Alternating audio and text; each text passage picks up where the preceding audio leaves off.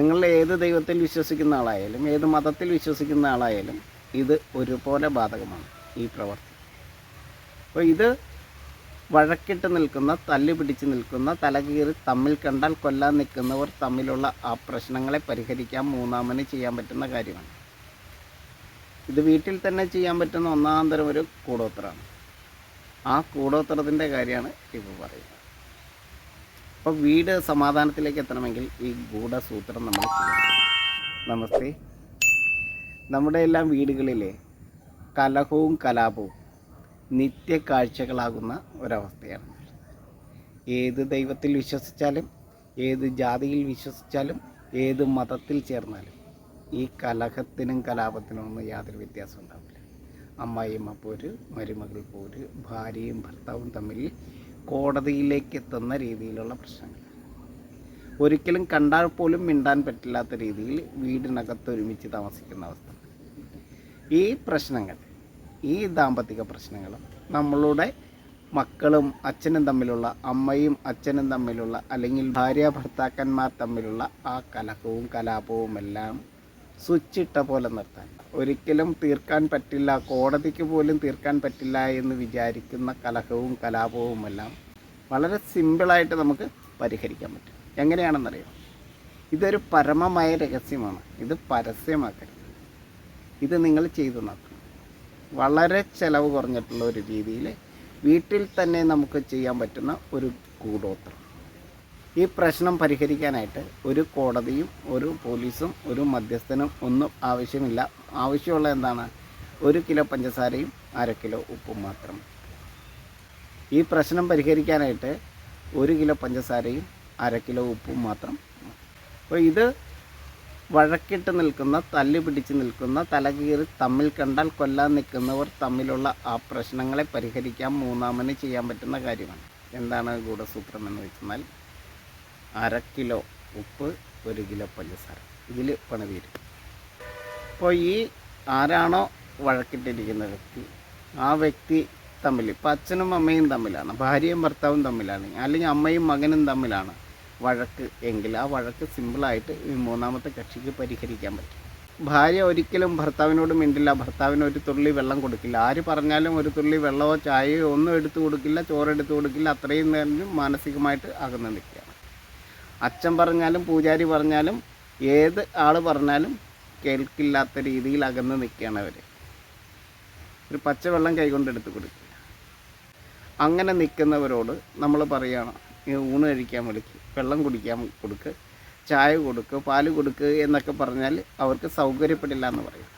അപ്പോൾ ആ വ്യക്തിയോട് പറയണം, ഈ പ്രശ്നം പരിഹരിക്കണമെങ്കിൽ നിങ്ങൾക്ക് കുറച്ച് അന്ധവിശ്വാസത്തിൻ്റെ വഴിയിലൂടെ സഞ്ചരിക്കേണ്ട കാര്യം. ഈ പ്രശ്നം, ഈ കുടുംബ പ്രശ്നം, ഈ വഴക്ക് പരിഹരിക്കണമെങ്കിൽ നിങ്ങൾക്ക് കുറച്ച് നേരം അന്ധവിശ്വാസത്തിൻ്റെ വഴിയിലൂടെ സഞ്ചരിക്കേണ്ടി വരും. എങ്ങനെ? ശരീരം കൊണ്ട്, മനസ്സുകൊണ്ടല്ല. ഗൂഢോത്രം കൊടുക്കുന്ന ആരായിരിക്കും? സ്ത്രീകളെ കൊണ്ട് ഈ പ്രശ്നം പരിഹരിപ്പിക്കാൻ പറ്റും. അപ്പോൾ ആരാണോ വഴക്കിട്ടിരിക്കുന്നത് ആ സ്ത്രീയോട് ചെന്നിട്ട് പറയണം, അത് അമ്മയായാലും ഭാര്യയായാലും മകളായാലും അവരോട് ചെന്നിട്ട് എന്ത് പറയണം? ഞാൻ ഈ പ്രശ്നം എന്താണെന്ന് അറിയാനായിട്ട് ഒരു വ്യക്തിയുടെ അടുത്ത് പോയിരുന്നു. അതേത് മതത്തിലും പെട്ട ആളായിക്കോട്ടെ, ആ വ്യക്തിയുടെ അടുത്ത് പോയിരുന്നു. അപ്പോൾ ഇവിടെ വലിയ പ്രശ്നങ്ങളുണ്ട്, നിങ്ങൾ തമ്മിൽ തല്ലി പിടിച്ച് മരിക്കും എന്നാണ് ഈ പ്രശ്നവിധി. അങ്ങനെയാണ് പറഞ്ഞിരിക്കുന്നത്. നിങ്ങൾ തമ്മിൽ തല്ലിപിടിച്ച് തലകീറി ഈ കുടുംബം വെണ്ണീറാകും. അങ്ങനെയാണ് വിധി. അപ്പോൾ ഇതിന് പരിഹരിക്കാൻ വേണ്ടിയിട്ട് എന്നോട് അവിടം വരെ ഒന്ന് ചെല്ലാൻ പറഞ്ഞിട്ടുണ്ട്. ഞാനൊരു 2 ദിവസത്തെ വ്രതം നോറ്റുകൊണ്ട് ഞാൻ അവിടെ ചെല്ലുകയാണ്. എന്ത് രീതിയിലും പറയാം, ഏത് രീതിയിൽ, നിങ്ങളുടെ മതാചാരം എന്താണോ, നിങ്ങളുടെ വിശ്വാസം എന്താണോ, അല്ലെങ്കിൽ നിങ്ങൾ അവിശ്വാസിയാണോ, ഏത് രീതിയിലാണേലും നിങ്ങൾക്കത് അവിടെ പ്രസൻറ്റ് ചെയ്യാം. എന്നിട്ട് ആ ആളുടെ അടുക്കൽ നിങ്ങളാരും വരണ്ട, ഞാൻ പോയി, ഇപ്പം മകനാണെങ്കിൽ മകൻ, അല്ലെങ്കിൽ സഹോദരനാണെങ്കിൽ സഹോദരൻ, ആരാണോ, അല്ലെങ്കിൽ അമ്മയാണെങ്കിൽ അമ്മ, ഈ അടവ് പറയുക. എന്നിട്ട് ഒരു ദിവസം ഈ മതാചാരപ്രകാരം അവിടെ സന്ദർശിക്കാൻ പോകുന്നു, നിങ്ങളുടെ വിശ്വാസം അനുസരിച്ച് നിങ്ങൾ സന്ദർശിക്കാൻ പോകുന്നു എന്നുള്ള വ്യാജേന പോവുകയും അവിടെ നിന്ന് ഒരു പരിഹാരം നിർദ്ദേശിച്ചുവെന്നും ആ പരിഹാരം തന്നു വിട്ടിട്ടുണ്ടെന്നും അത് പഞ്ചസാരയാണ്, ഓതി തന്നു വിട്ട പഞ്ചസാരയാണ്, ഓതി തന്നു വിട്ട ഉപ്പാണ്. ഇത് ആരെയാണോ ഉദ്ദേശിച്ചിരിക്കുന്നത് ആ ആൾക്ക്, ആ ശത്രുപക്ഷത്തുള്ള ആൾ ഇത് കൊടുക്കണം. ഇത് ഒരു 41 ദിവസം അടുപ്പിച്ച് ഈ പഞ്ചസാര ഇട്ട ചായയോ പാലോ അല്ലെങ്കിൽ പലഹാരങ്ങളോ ഉണ്ടാക്കി ഇദ്ദേഹത്തിനെ കൊണ്ട് കഴിപ്പിക്കണം. 3 നേരവും അല്ലെങ്കിൽ 2 നേരമെങ്കിലും ഇദ്ദേഹം ഇത് കഴിച്ചിരിക്കണം.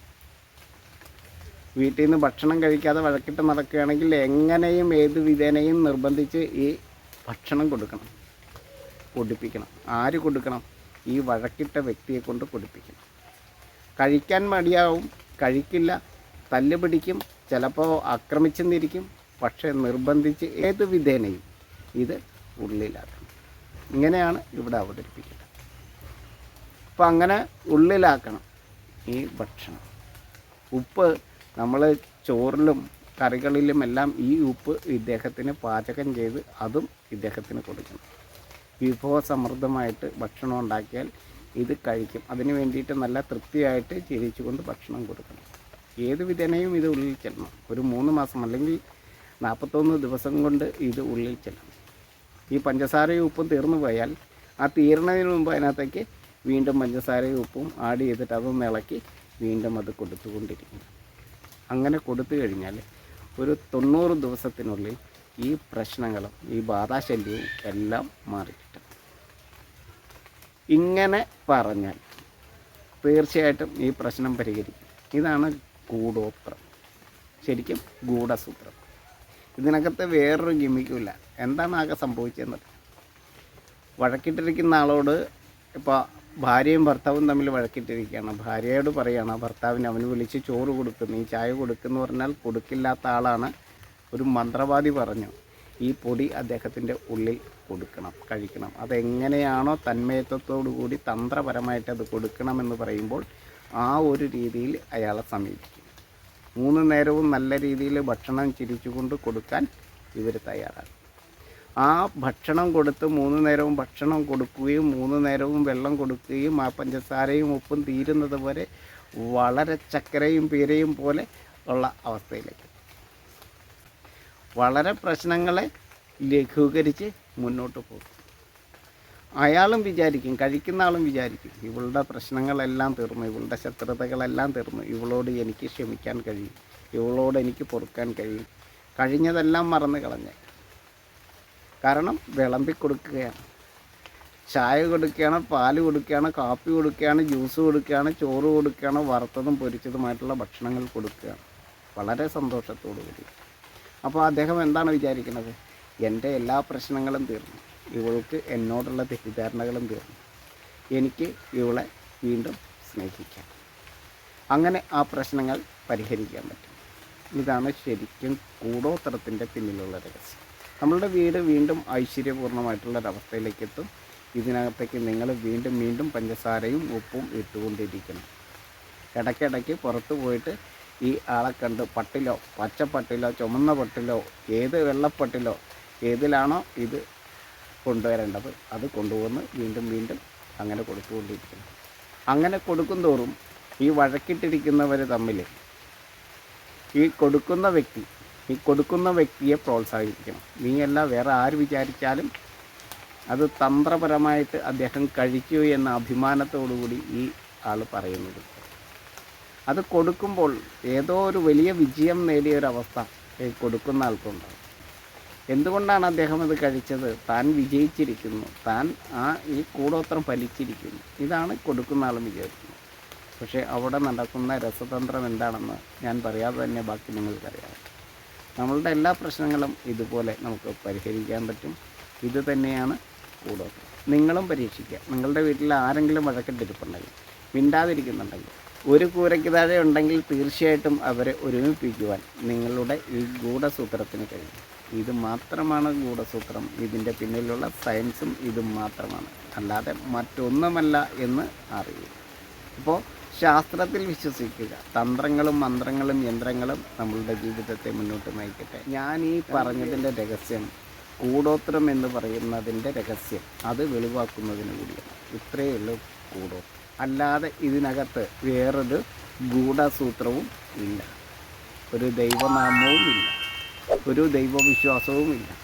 ഇതാണ് വിശ്വാസം.